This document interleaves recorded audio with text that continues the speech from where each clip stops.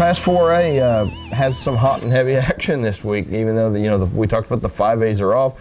The only city WFISD game is Hershey at Vernon, and those teams, ironically, scrimmaged. And, of course, everybody can say they won a scrimmage, and now we get to see what the points really are. Yeah, and Hershey won the scrimmage, according to all reports. I think they scored 4 touchdowns, and Vernon scored 2.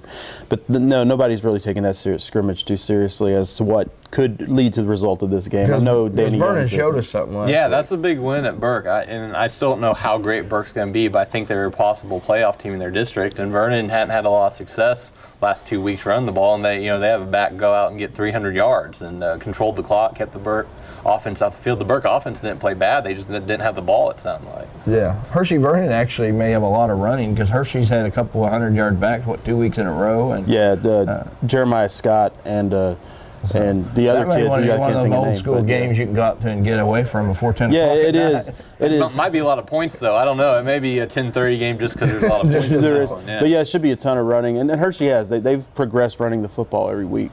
Yeah. And the Burke Burnett's got another test at Bridgeport. Yeah, Bridgeport's undefeated.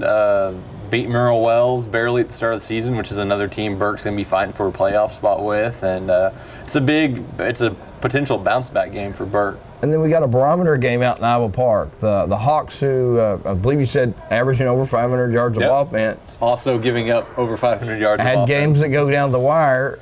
They give a barometer for themselves and for this other district with Burke in it because they play Merrill Wells. Yeah, and like I said, Merrill Wells is a good team, 2-1. Beat Glen Rose the other day. Glen Rose is usually a pretty tough opponent. And I think Merrill Wells right now behind Decatur and Graham, I don't know if they're my kind of third team I'm slotting into that bigger 4A district right now. They're playing pretty well.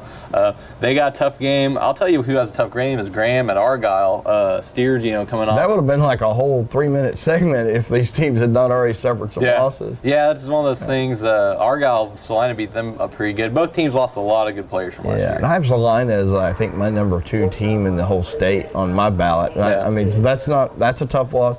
Abilene Wiley is a pretty good program, pretty good team. What do you think Graham can get a victory? I think they have the wherewithal to win at Argyle? I think they can. I'm probably not going to pick them, but I think if their offense can play like they did against Brown, when their defense play like they did against Wiley, they're going to be tough for anybody to beat. Argyle's the kind of the same boat. Argyle had a nice win over Denison the week before. I think Argyle. That's a solid and they beat Wiley by 10. Graham lost to Wiley. So on paper, if you kind of look at scores, Argyle's the favorite. But Graham's those teams have played 4 times now in the last 20 games. They're so familiar with each other. Those players. One possession game then. I think it should be a pretty close game. Well, in our next video, we'll talk about some of the lower classifications, 3A and 2A.